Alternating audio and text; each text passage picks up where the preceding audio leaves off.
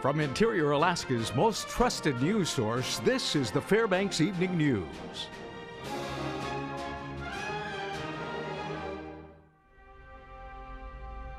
Good evening and thank you for joining us. Our top story this evening, new details have surfaced in the arson and murder case against a Fairbanks man. Connor Groppel is accused of killing a woman, then setting fire to her Garrity Street apartment complex in an attempt to cover up the murder. One other person died in the fire and dozens of other residents were displaced.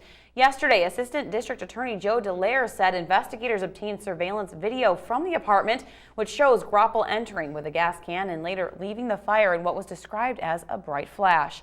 According to prosecutors, Groppel's own mother is set to testify against him in the case.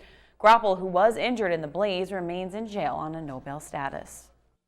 A jury has acquitted a Fairbanks man accused of rape and kidnapping. Leo Huntington had been on trial for allegedly assaulting, raping, and kidnapping his pregnant teenage girlfriend. According to the victim, Huntington kidnapped and raped her at his Chena Ridge home. She said Huntington was intoxicated and repeatedly beat her during the near 9-hour incident. On Friday, after over a week of trial testimony, a jury found Huntington not guilty on all charges. A Fairbanks man who was accused of rape will serve 40 years in prison as part of a deal with the state. Leslie Aviogana is accused of sexually assaulting an intoxicated woman in Fairbanks. He pleaded guilty to a single count of kidnapping, which prosecutors say is a step up in terms of sentencing. Aviogana has been in custody at Fairbanks Correctional Center since his arrest. A Fairbanks man accused of sexually abusing a 4-year-old girl appeared in Fairbanks Superior Court this morning. 26-year-old Kevin Pickett is charged with 2 counts of sexual abuse of a minor in the 3rd degree. Prosecutors say Pickett, as part of a plea deal, plans to plead guilty to a single count of indecent exposure. He faces up to 2 years jail time for that charge, but has already served 1 year. Pickett is currently free on bail. Another hearing is set for August. The founder of the Alaska Fairbanks Drama Program and an admired and respected director of more than 100 plays in a career that spanned more than 30 years died Sunday at the age of 87.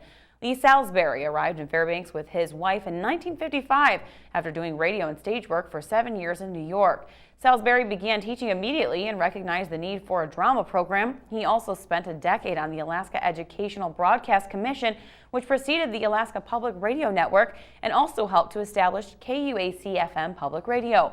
One individual reflected today on the impact Salisbury had on his life.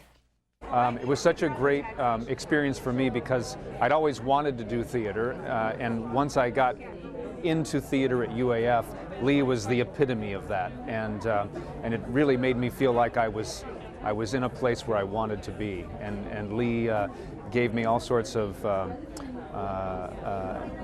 great advice and a good upbringing in the world of theater.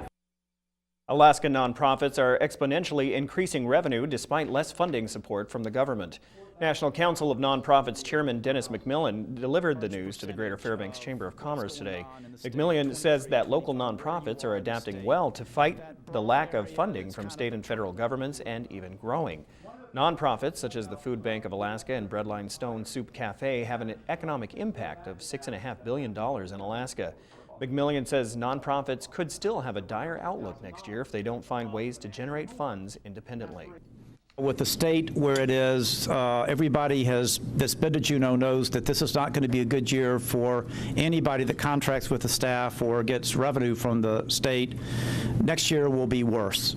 Learning that 49% of the money that comes into 501c3s is earned income was really an important piece of information for us because that's the direction we're going in. I mean, last year Pick, Click, Give donations were like over 10% of our annual budget. All right, when we come back, a team of 10 Alaskan ROTC members were involved in a competition with Western states, and the results were pretty encouraging. Also, if you're feeling a little sleep deprived lately, there may be good reason, as we'll hear in our weekly health report when we come back. Stay with us. And welcome back. 2 weeks ago, the Alaska ROTC program placed second overall in the Ranger Challenge competition. It's an annual multi-event 2-day competition that tests physical and mental toughness while improving communication, leadership, and team cohesion skills among battalions. Alaska sent 5 team members from Fairbanks and 5 from Anchorage to train and compete as one team against several schools from Washington, Oregon, California, Idaho, Nevada, Hawaii, and Guam. This was the best the Alaska ROTC program has done yet. Levi Llewellyn, the team coach, believes they succeeded because of the toughness acquired living in the extreme conditions of Alaska. Some of these schools, especially in the southeast, not so much in our brigade, some of these schools have like 1,000 cadets in our program. And between Fairbanks and Anchorage, we have a total of about 55. And so we got like a tiny pool to pull from, and then the distance just makes it so much harder to train. But somehow we overcame that and got second in brigade. This program has come so far in the last couple of years. When I first got here in 2012, we weren't even being mentioned in the placement. This year we sent one team and we placed in top 3, and to achieve second place is just a great accomplishment for the school, especially over just a 3-year time frame. The Chukchi Sea is one of the most abundant marine ecosystems in the world, according to researchers at the University of Alaska Fairbanks. Tomorrow, Arnie Blanchard will share photos of the many animals and communities that inhabit those frigid waters. He's a research associate professor in the School of Fisheries and Ocean Sciences. Blanchard has been studying hidden marine life and environmental changes in the Chukchi for 6 years. The presentation is part of a weekly research showcase hosted by the Office of Undergraduate Research and Scholarly Activity. It takes place at 5:30 in the Scheibel Auditorium on campus. Blanchard finds his job fun and interesting and thinks people would be surprised to see just how rich the communities out there are. You think of this ice-covered sea, it's covered for 6 months out of the year, and you know, it's in the Arctic. During the wintertime, there's just not a lot of light, so there's not a lot of production, and suddenly we go out there and we find some of the richest communities that I've sampled and had the pleasure to sample in Alaska. This past Sunday, we observed the spring forward time change, moving our clocks ahead an hour, and that can apparently have an impact on people's well-being. Monty Bone talks about it in this week's Health Report. So how is that time change treating you? If that hour of sleep we lost Sunday still has you feeling sleepy, consider taking a nap. Today is the day to do it because it is National Napping Day. Sleep experts say napping can be beneficial if done correctly. It's not good to take a nap that's too late in the day because that may affect your ability to fall asleep and cause some mild insomnia. And also, too, you want to avoid long naps. According to the National Sleep Foundation, there are 3 types of naps. Planned napping is used when you know you will be up later than your normal bedtime. Emergency napping is implemented to avoid things like drowsy driving. Habitual napping is practiced when a person takes a nap at the same time each day. A recent study has found a 10-minute nap produced the most benefit in terms of reduced sleepiness and improved cognitive performance. Napping too long or too often can have a negative effect on sleep patterns and cause sleep inertia. Dr. Bay says your best bet is to get enough sleep each night so that naps are not needed. I think many people know they need to get, say, 7 or 8 hours of sleep, but when you ask them, they're only getting 5 or 6 hours of sleep, and so they're sleep deprived. Limiting nap time to 10 or 15 minutes usually limits you to the lighter stages of sleep and makes it easier to hit the ground running when you wake up. This is Monty Bowen reporting. The Health Report is brought to you by the Ear, Nose, and Throat Clinic, located in the Medical Dental Arts Building, and by Interior Women's Health, located on 1626 30th Avenue. Shh, Stephanie's napping, so we'll say this very quietly. Big news today from the Nanook hockey team. Just days after their Governor Cup win, one of their players is going pro. I was just enjoying nap day. Plus, see who's going to the state ball tournament. Joe Cook is next with sports.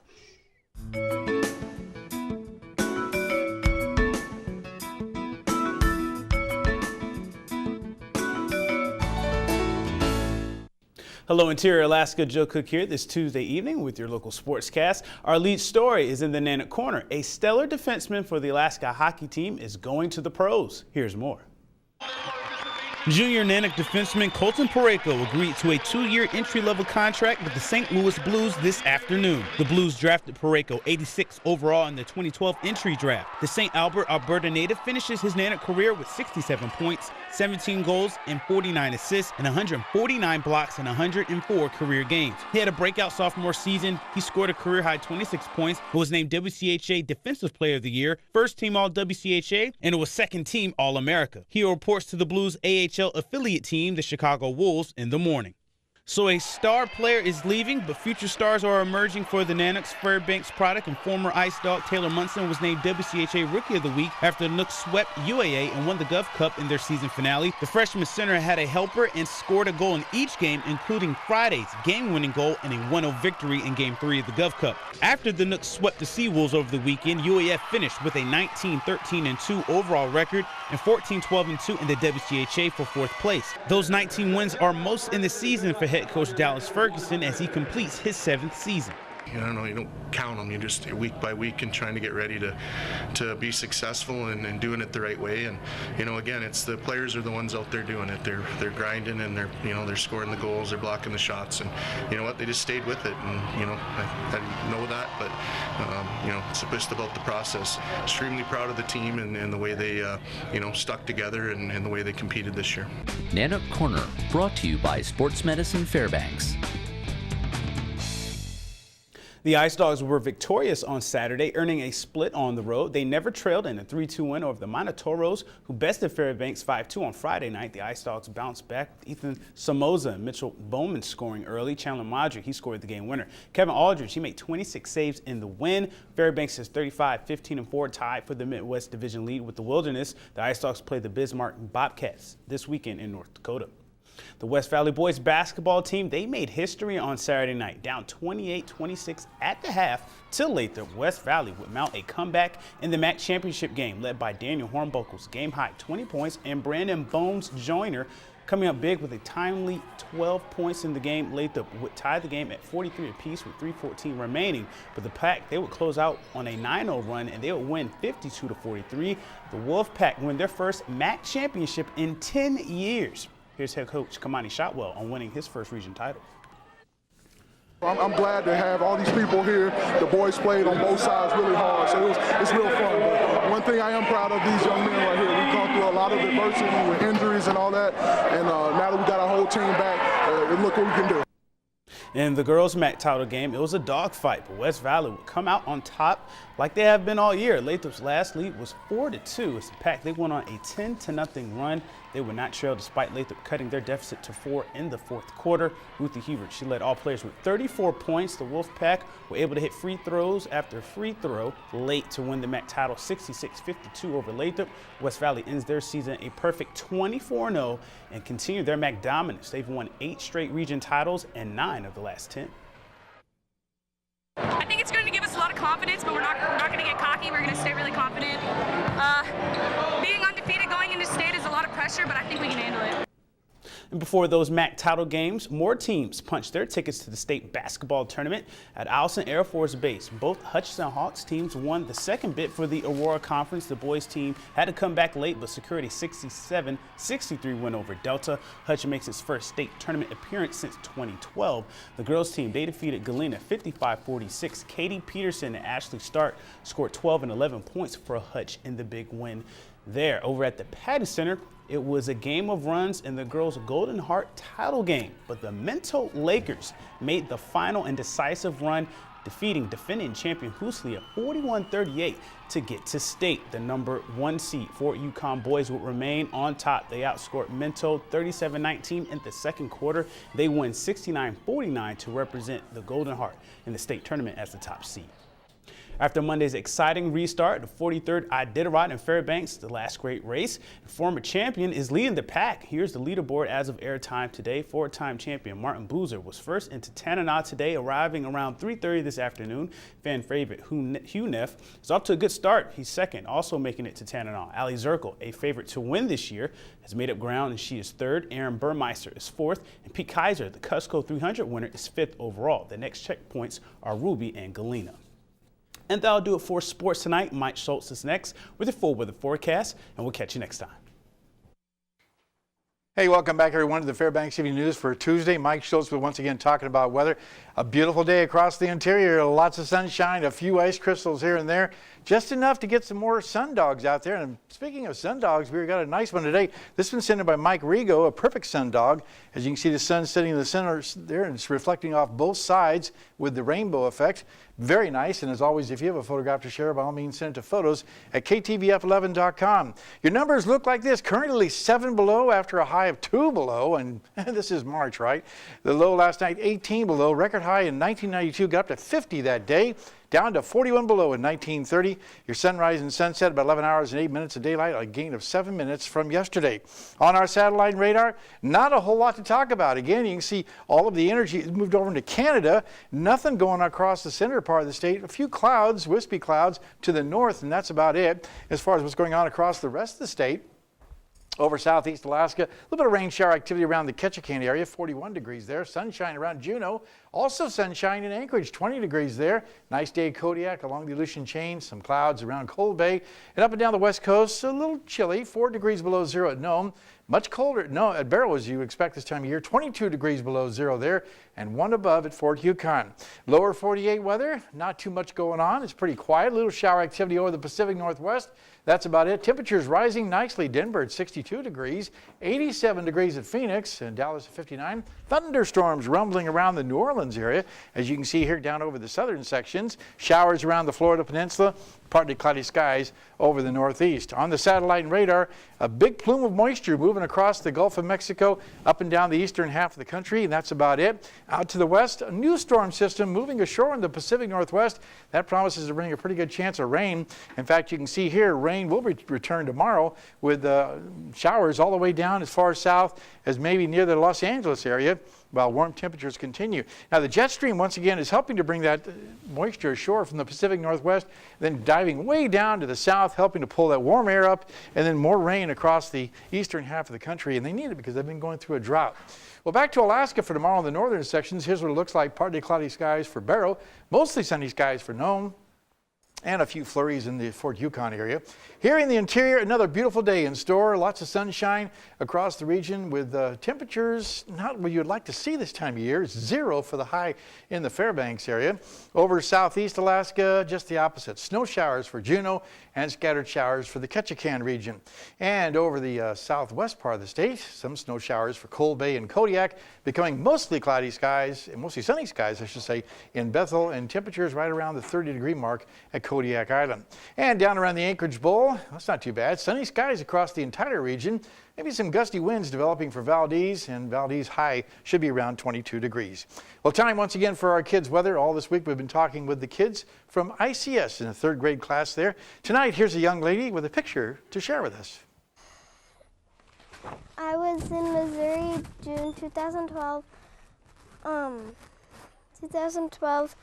And there was this big hailstorm, so we had to keep going around this building with an overhang. So when the wind changed directions, so we didn't get any dents in our car. And we're glad her car didn't get dented. Again, thanks to Mount McKinley Bank for sponsoring our kids' weather. Tomorrow night, a young man will be here with a question about sun dogs. It'll be interesting to see what that's about. Here's your forecast for the remainder of the night. 30 below. I can't believe I'm saying this. Partly cloudy and unseasonably cold. We were talking before about not seeing any more cold temperatures this year. Well, Mother Nature decided to flip the cards on us, and that's what's happening. Another beautiful day tomorrow with sunshine and cold temperatures. There is some good news, though. As you look at the 5-day period, you see temperatures slowly rising to near 20 degrees by next Monday, while overnight lows will still be pretty darn cold for this time of year, 25 below each night, and then that will also be warming up to around 10 degrees below by Sunday and Monday. I've been overrun. We've been overrun. We have been. Yes, we've got some youngsters here. Which is good, because if not, I'd be yelling at you for that 30 below. I've been catching it already, so don't worry about it. So tell us who are they with, Mike? Yeah. What troop are you with?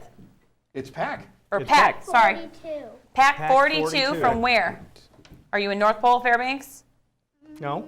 Tickasack Brown. Tickasack Brown, so that is North Pole. Yeah. Nice. Very cool. So they're earning their TV badges, or wait, is that right? Patches? No. Patches. Belt loops. I was told to correct that earlier. Belt loops. You guys go to the ice park yet? Hello, everyone. It's cool, isn't it? Yeah. Very cool, guys. Thank you All for right. coming in. Wow. Yeah, absolutely. Anytime. All right. All right, that'll wrap up this edition of the Fairbanks Evening News. We are glad you could join us. Tonight on NBC Nightly News, hundreds of ID badges have gone missing over the past 2 years at Atlanta's Hartsfield Airport. That's next with Lester Holt. And a reminder, join us here 6 days a week at 6 and 11 or online anytime at webcenter11.com. Well, from all of us here at the News Center, have a good night. Wave, Take care, guys. Wave, say bye. Kid in my class.